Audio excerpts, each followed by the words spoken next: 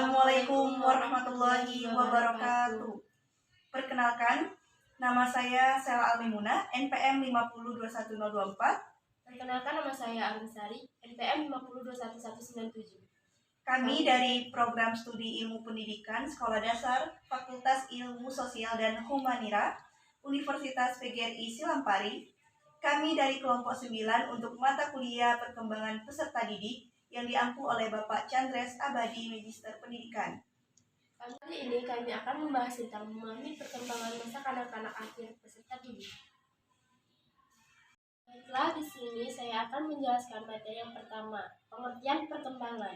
Dalam ilmu psikologi, perkembangan memiliki arti perubahan secara kualitatif pada ranah jasmani dan rohani. Manusia yang saling berkesinambungan ke arah yang sempurna, sehingga bahwa perkembangan merupakan suatu proses perubahan dan potensi yang memiliki seorang individu dalam kemampuan sifat atau ciri-ciri yang baru. Kedua, kegiatan dan tingkah laku bermain.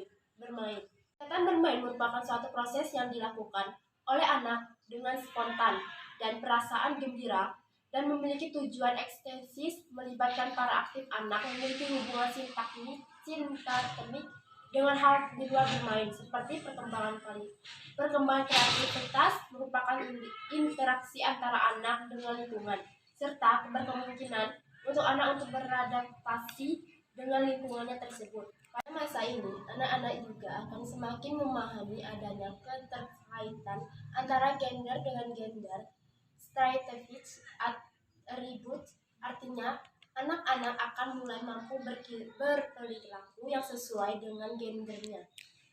Laki seringkali membentuk kelompok besar, sementara anak perempuan lebih sering membentuk kelompok kecil yang akrab dan terlibat dalam percakapan yang mendalam. Pada masa ini, anak-anak juga menunjukkan kecenderungannya untuk lebih menyukai dan lebih sering melakukan aktivitas bersama dengan teman-teman yang sama jenis kelaminnya.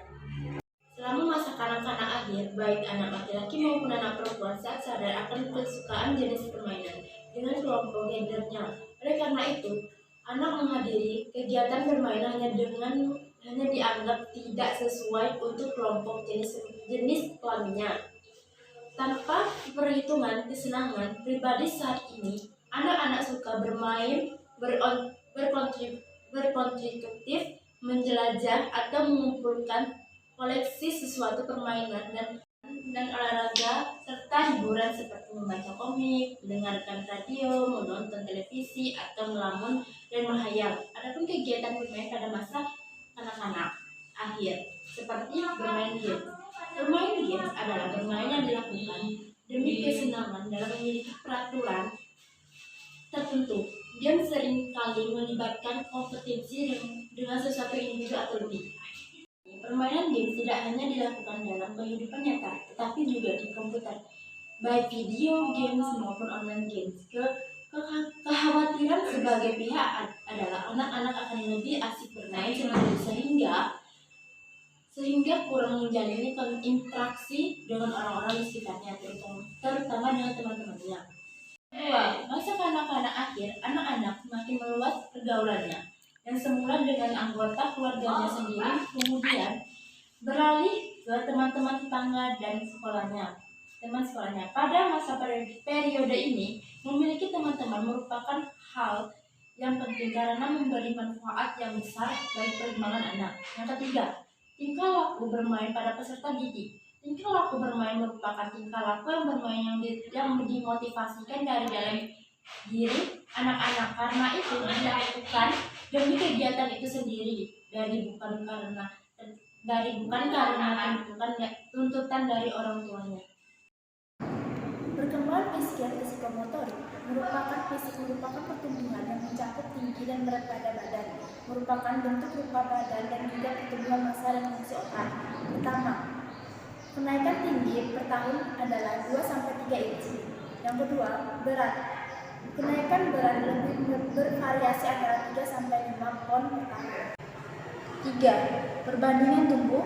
4. Kesederhanaan. 5. Perbandingan otak dan lemak. 6. Gigi. Perkembangan dan Perkembangan psikomotorik. Perkembangan psikomotorik adalah perkembangan yang mengontrol gerak-gerakan tubuh melalui gerakan yang terkoordinasi antara susunan saraf pusat, saraf tepi, dan otot.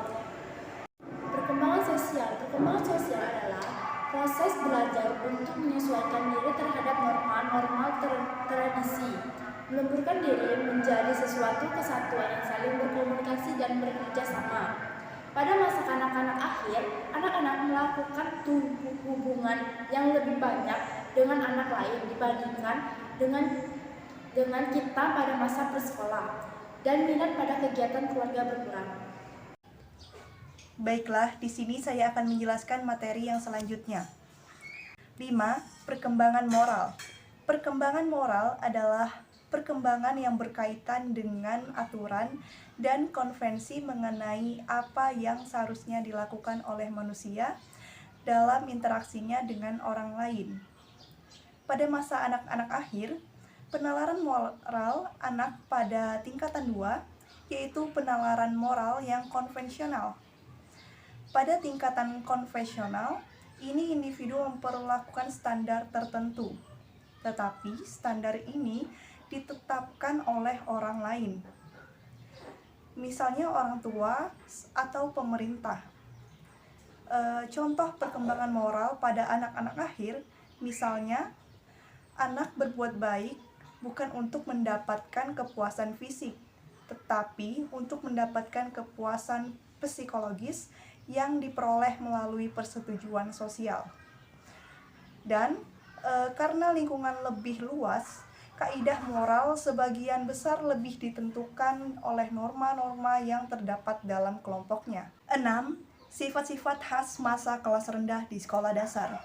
Yang pertama, adanya korelasi yang tinggi antara keadaan jasmani dan prestasi sekolah. Kedua, sikap tunduk kepada peraturan-peraturan permainan yang tradisional. Ketiga, ada kecenderungan memuji diri sendiri. 4. Kalau tidak dapat menyelesaikan sesuatu hal, maka soal itu dianggapnya tidak penting. Dan yang terakhir, pada masa ini, terutama pada umur 6-8 tahun, anak menghendaki nilai-nilai, angka raport, skor yang baik. 7. Sifat-sifat khas masa kelas tinggi di sekolah dasar. Yang pertama, adanya perhatian kepada kehidupan praktis sehari-hari yang konkret. Kedua, amat realistis, ingin tahu dan ingin belajar. Ketiga, menjelang akhir masa ini telah ada minat kepada hal-hal dan semata-mata pelajaran yang khusus. 4. Anak-anak pada masa ini gemar membentuk kelompok sebaya. Dan yang terakhir, pada masa ini, anak memandang nilai atau angka rapot adalah ukuran yang tepat sebaik-baiknya mengenai prestasi sekolahnya. 8. Masa pueral. Kata pueral dari istilah peur. Maksudnya, pada masa ini anak mulai merasakan perbedaan yang sangat tajam dalam hal sifat kewanitaan, dan sifat kelaki-lakian. Anak perempuan mulai menampilkan secara lebih tajam sifat kewanitaannya. Demikian juga laki-laki. Kelenjar-kelenjar kelamin sudah bekerja. Pada anak perempuan mulai datang bulan atau haid. Dan pada anak laki-laki ada kemungkinan masturbasi. Inilah yang disebut fase peralihan kepada kematangan sifat kelaki-lakian, mulai tampak, sifat memberi, aktif, sifat gagah, energi fisik berlebihan, dan energi dorongan seksual. 9. Masa negatif. Masa pra-remaja biasanya berlangsung hanya dalam waktu relatif singkat. Masa ini ditandai oleh sifat-sifat negatif pada si remaja, dan sehingga seringkali masa ini disebut masa negatif. Dengan gejalanya seperti tidak tenang, kurang suka bekerja, dan pesimistis. Secara garis besar, sifat-sifat negatif ini dapat diringkas yaitu A. Negatif dalam prestasi, baik prestasi jasmani maupun mental. Yang B. Negatif dalam sikap sosial, baik dalam bentuk menarik diri dalam masyarakat atau negatif positif maupun dalam bentuk agresif terhadap masyarakat yang disebut juga negatif aktif. Dalam materi yang telah kami sampaikan, jika ada salah kata kami mohon maaf. Semoga materi tersebut bisa bermanfaat bagi yang menonton. Kami akhiri, wassalamualaikum warahmatullahi wabarakatuh.